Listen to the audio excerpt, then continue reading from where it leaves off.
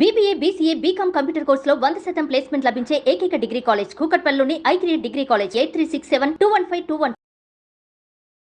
నమస్తే రమగారు. నమస్తే జయ.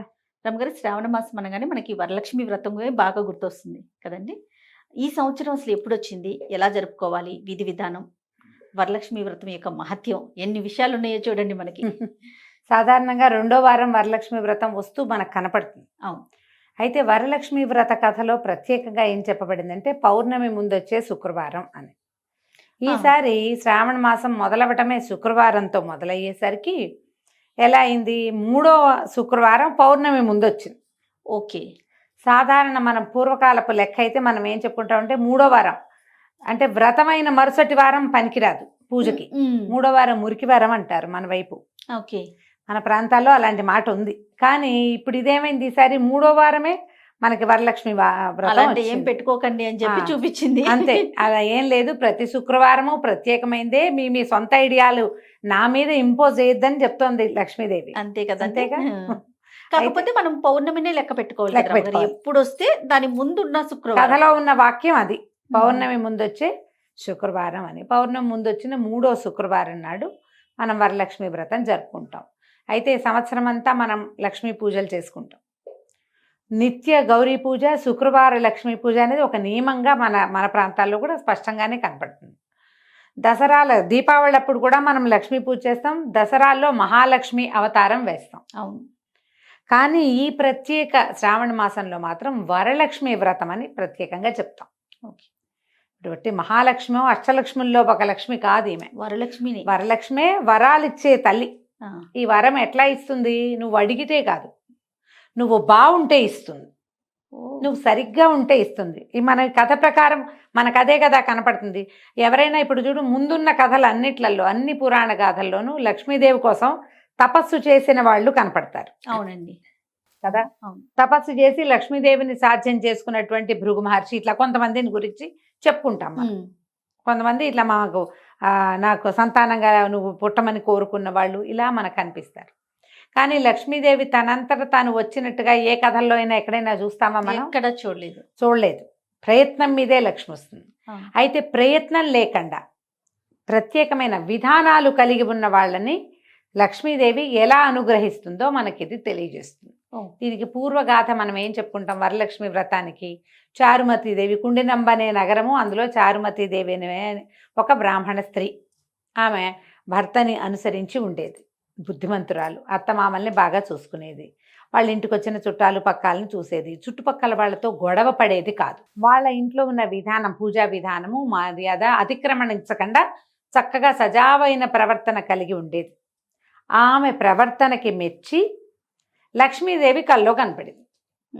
నేను వరలక్ష్మీదేవిని, శ్రావణంలో నా యొక్క పూజ చెయ్యి, నీకు సకల సౌభాగ్యాలు ఇస్తాను అని. లక్ష్మి తనంతట తను వచ్చింది. మనం పద్యాల్లో చెప్పుకున్నాం, సిరిదా వచ్చిన వచ్చునని. సిరి ఎట్లా వచ్చింది, ఇలా వచ్చింది. కల వచ్చి వ్రతం చెయ్యి అని చెప్తే ఆమె పొద్దునే లేవగానే తన ఇంట్లో ఉన్న పెద్దవాళ్ళకి, తన భర్తకి, చుట్టుపక్కల వాళ్ళకి, కొంతమంది కార్తాంతికులు ఈ కథల్ని, స్వప్నాల్ని ఇది చేసి చెప్పగలిగే వాళ్ళని, ఏమిటి స్వప్నం, ఇది కళ యొక్క ఫలితం, స్వప్న ఫలితాలు చెప్పగలిగే వాళ్ళని అందరితోటి మాట్లాడితే వాళ్ళు ఏం చెప్పారు, అమ్మవారు తానంతట తన కల్లో కనపడింది కాబట్టి మనం ఆమె ఆనతిచ్చిన ప్రకారము పూజ చేసుకుందాం. అది ఎప్పుడు చెప్పింది, శ్రావణ మాసంలో పౌర్ణమికి ముందొచ్చే శుక్రవారం నా యొక్క రోజు, ఆ రోజు నన్ను పూజించు. ఏమందరికీ చెప్పుకొని మా ఇంట్లో నేను పూజ చేసుకుంటాను అనుకోకుండా చుట్టుపక్కల వాళ్ళందరినీ పిలిచి, ఇంకా చుట్టుపక్కలని కూడా పిలుచుకొని, ఎంతమందినో పిలిచి ఇంట్లో ఒక చక్కగా ఒక మండపం ఏర్పరిచి, పంచపల్లవాలతో కలశం ఏర్పరిచి, అంత ఆవు పెడతో అలిగి చక్కగా ముగ్గులు పెట్టి, ఎన్ని చెప్పారు వివరం, ఆవు పెడతో అలికారు, ముగ్గు పెట్టారు, మంచి ప్రదేశంలో ఒక మండప స్థాపన చేశారు, అందులో పంచపల్లవాలతో ఒక కలశం స్థాపించారు. సాంగంగా మన లక్ష్మీ పూజా విధానం అంటే శ్రీ సూక్త విధానంతో పూజ జరుపుకున్నారు.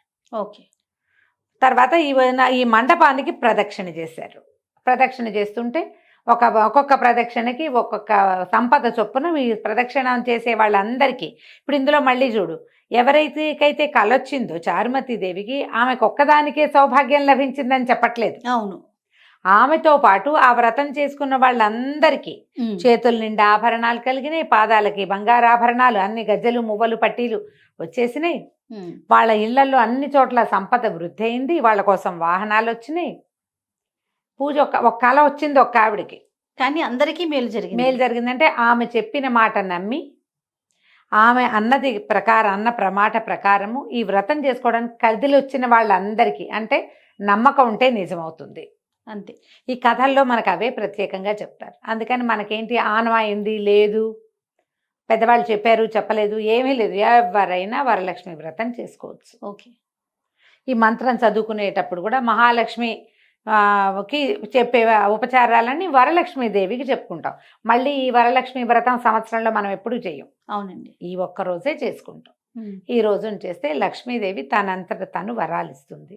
ఆమెకి ఏం కావాలి? శుభ్రమైన ఇల్లు, శుచి కలిగిన పద్ధతులు, పెద్దల్ని గౌరవించటం, భర్తతోటి సంసార ప్రీతిపూర్వకంగా నెరపటం, చుట్టుపక్కల వాళ్ళతోటి ప్రశాంతమైన జీవనాన్ని గడపటం.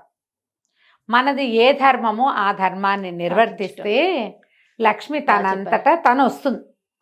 వరలక్ష్మి వ్రతం కథ అది. ఇప్పుడు మన ఎదురింటి వాళ్ళు వెండి చెంబు పెట్టి అమ్మవారిని పెట్టారు, మనం బంగారు చెంబు పెట్టాలి. వాళ్ళు ఇంతెత్తు పెట్టారు, మనం ఇంతెత్తు పెట్టాలి. వాళ్ళు బ్లౌజ్ పీస్ తోటి చీర కట్టారు, మనం నిజ చీరతోటే కట్టాలి అని అలంకరణలు, ఇల్లంతా పువ్వులు, ఇల్లంతా ఏమిటో హడావిడి. ప్రతిసారి వాయినాల్లో ఇంకా ఘనంగా ఒకళ్ళు ఇచ్చిన దానికంటే ఘనంగా ఇవ్వడం అన్న సాంప్రదాయానికి మనము శ్రీకారం చుట్టి అటువైపే పరిగెడుతున్నాము. మిమ్మల్ని మీరు పరీక్షించుకోండి, మనం ఇలా చేస్తున్నామా అని. లక్ష్మీదేవికి అస్సలు నచ్చని విషయం పోటీ. ఆమెకు నచ్చదు. పోటీ పడితే ఆవిడకి ఇష్టం ఉండదు. నువ్వు పోటీ పడద్దు, నీ పని నువ్వు చేసుకో. నువ్వు ఎంతవరకు చేయగలవో అంతవరకు చేయి. అందినంత మటుకు కాలు చాపుకోండి. విధానం వదిలేయద్దు. ఇప్పుడు శనగలు ఇవ్వాలి, కాస్ట్లీగా ఉంటాయి, తెల్లగా ఉంటాయి, అందంగా ఉంటాయని మనం కాబూలీ చైనా మనం అసలు వాడం. అవి ఇవ్వకూడదు, అవి ఇవ్వద్దు. పళ్ళు ఇవ్వాలి, అందుబాటులో ఏ పళ్ళు ఉంటే అవి ఇవ్వండి. ఫారిన్ పళ్ళు ఏమైనా ఎక్సోటిక్ ఫ్రూట్సే తెచ్చి ఇవ్వాలన్న ప్రయత్నం పెట్టుకోబోకండి. వస్త్ర విశేషం ఇస్తే మంచిదే, మీ శక్తి కొలది జాకెట్ మొక్క ఇచ్చినా మంచిదే, ఇవ్వకపోయినా పర్వాలా. చీరలు పెట్టాల్సిందే, లేకపోతే కుదరదు, వాళ్ళు బట్టలు చీరలు పెట్టారు వాళ్ళకి బాగా వచ్చింది మనకు వస్తుంది అట్లా అనుకోవద్దు. ఈ రకమైన ధోరణిలోకి వెళ్ళద్దు. శ్రద్ధ ముఖ్యం. శుభ్రంగా చక్కగా శుభ్రత పాటిస్తూ శ్రద్ధగా పూజ చేసుకోండి. భక్తి శ్రద్ధలతోటి తాంబూలం ఇస్తుంది వరలక్ష్మీదేవికే ఇస్తున్నామన్న శ్రద్ధతోటి వాయనమో తాంబూలమో ఇచ్చుకోండి. మీరు ఎంత శ్రద్ధగా చేస్తే ఫలితం అంత బాగుంటుంది. కథలో అదే చెప్పారు, మనం ఆ కథనే కదా ఫాలో అవుతాం. కాబట్టి ఈ ఆగస్టు 8వ తారీఖు 3వ శ్రావణ శుక్రవారం నాడు వరలక్ష్మి వ్రతాన్ని నిరభ్యంతరంగా చక్కగా శ్రద్ధగా జరుపుకోవచ్చు. నైవేద్యం విషయంలో ఏమైనా ప్రత్యేకమైన శ్రద్ధ తీసుకోవాలి? ఎలాంటి నైవేద్యం పెడతాం రమ్మ? సాధారణంగా అన్ని చోట్ల అందరూ కూడా 3 రకాలు లేదా 5 రకాలు లేదా 9 రకాలు 11 రకాలు 21 రకాలు కూడా నివేదనలు చేయొచ్చు. శక్తి కొలది మన ఓపికను బట్టి. మనం మామూలుగా చేసుకునే అన్నం పప్పు కూర అన్ని మామూలు పదార్థాలతో పాటుగా ప్రత్యేకంగా చిత్రాన్నాలు, పాయసము, పులిహోర, దద్దోజనం లాంటిది, తర్వాత ఏమో బూరెలు, శనగపప్పుతో చేసే పదార్థం ఏదైనా, శనగపప్పుతో మన మైసూర్ పాకు లాంటిది, బూందీ లడ్డు లాంటిది, అలాంటివి, వడలు, శనగపప్పు వడలు. మసాలా అంటే ఉల్లిపాయలు అవి వేయకూడదు. సాధారణంగా అందరూ ఒకటే అడుగుతారు, పండగ రోజు ఉల్లిపాయ వెల్లుల్లిపాయ వాడచ్చా అని. ఇలా పూజా విధానం పెట్టుకున్న రోజున వెల్లుల్లి వాడబోకండి. నేను అబ్బాయి ఉల్లిపాయ వాడండి, స్ప్రింగ్ ఆనియన్స్ గారెల్లో వేస్తే బాగుంటాయి అని అడిగారు మొన్న ఒకరు. స్ప్రింగ్ ఆనియన్ కూడా వాడద్దమ్మా. పొద్దున్న చేసుకోవాలా సాయంత్రం చేసుకోవాలా, ఈ క్లారిటీ కూడా చాలా మంది ఈ సంవత్సరం కొత్తగా వచ్చిన, ఇంతకు ముందు ఎప్పుడు అడగల. అంటే మరి లక్ష్మీ పూజ సాయంత్రం చేసుకుంటున్నాం కదా దీపావళికి, అందుకని అడుగుతారు. ఈ వ్రతాల్ని సువాసిని వ్రతాలు ఎప్పుడు ఉదయకాలమే చేసుకోవాలి. సాయంత్రం సూర్య సమయం అయ్యే లోపల మీరు నానబెట్టిన శనగలన్నీ వాయనం ఇచ్చేసుకోవాలి. సూర్యాస్తమయం లోపలే వాయనాలు ఇచ్చేసుకోవాలి తప్పకుండా.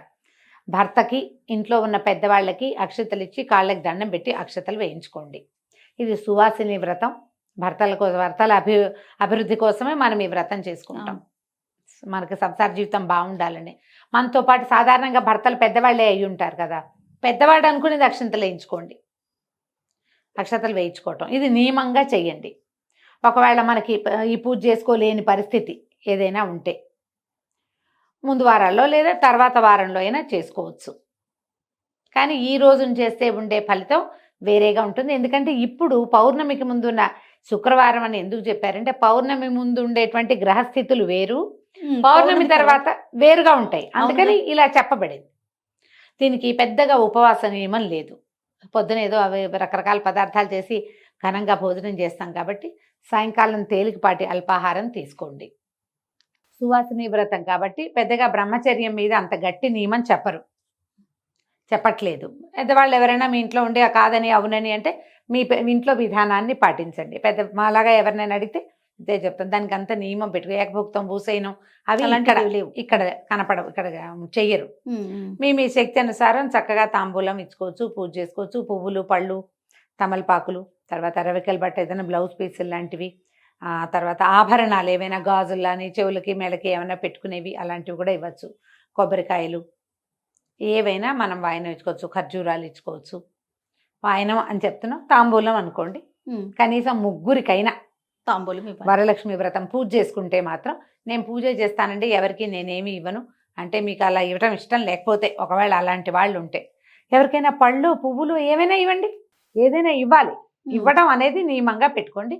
ఇది చేస్తే సరిపోతుంది. తర్వాత అమ్మవారికి పలానా కలర్ పువ్వులు ఏమైనా పెట్టాలి అలాంటి నియమం ఏమైనా ఉందా అమ్మగారు? అలాంటిది లక్ష్మీదేవికి ఆ నియమం ఏం చెప్పారు జయ. మనకి ఇప్పుడు చామంతులు విరివిగా దొరుకుతాయి, గులాబీలు దొరుకుతాయి, కొద్దిగా జాజి పూలు అవి దొరుకుతున్నాయి కదమ్మా. మాల కడతామా, ఓ మాల వేయటం, పువ్వులతోటి అలంకరించుకోవటం. మీరు ముఖము ప్రతిమ చేసి నీవే పెట్టుకునే వాళ్ళు కొంతమంది. ప్రతిమ లేదు, ఇప్పుడు మనకి వెండి ముఖాలు దొరుకుతున్నాయి, ఆ ముఖం పెట్టుకుని కొబ్బరికాయకి చిన్నగా వస్త్రం తోటి అలంకరించి ఒక స్వరూపాన్ని చేసుకోవచ్చు. పూర్వం నుంచి వచ్చిన పద్ధతి ఏంటంటే బంగారానికి పూజ చేసుకోవటం మన విధానంగా ఉంది జయ. కొత్త బంగారం కొనుక్కుని ఒక కాసు కొనుక్కుని కాసు లక్ష్మీదేవి అమ్మవారిగా పెట్టుకుని పసుపు ముద్దలో పెట్టడం, పూజ చేసుకోవటం. లేదా కొత్త బంగారం కొనలేదు, పాత బంగారాన్నే చక్కగా పాలతో పసుపు నీళ్ళతోటి కడిగి మనం ధరించిన ఆభరణమైనా సరే పనికొస్తుంది. అది కూడా మనం ధరించే ఆభరణాన్ని ముందు పాలతో కడగాలి. మెడలోంచి తీసాక ఒకసారి కడిగేసి పాలతో కడిగి ఇట్లా పాల గిన్నెలో వేయండి, తీసేయండి. చిన్న కప్పులో పాలు పోసుకుని పెట్టి తర్వాత పసుపు నీళ్ళతో కడిగేసి దాన్ని ఒక తమలపాకు మీద ఉంచి ఆభరణాన్ని ఇట్లా చుట్టి పెట్టండి. అది లక్ష్మీదేవిగా భావించి పూజ చేసుకోవచ్చు. కుంకుమార్చన చేసుకోవచ్చు, లక్ష్మీ అష్టోత్తరం చదువుకోవచ్చు, తర్వాత కనకధార స్తోత్రం చదువుకోవచ్చు, మహాలక్ష్మి అష్టకం చదువుకోవచ్చు. ఒకవేళ మీకు ఓపిక ఉండి చేతొస్తే చక్కగా అసలు లక్ష్మీ సహస్రనామం కూడా దొరుకుతుంది, సహస్రనామ పూజ కూడా చేసుకోవచ్చు లక్షణంగా.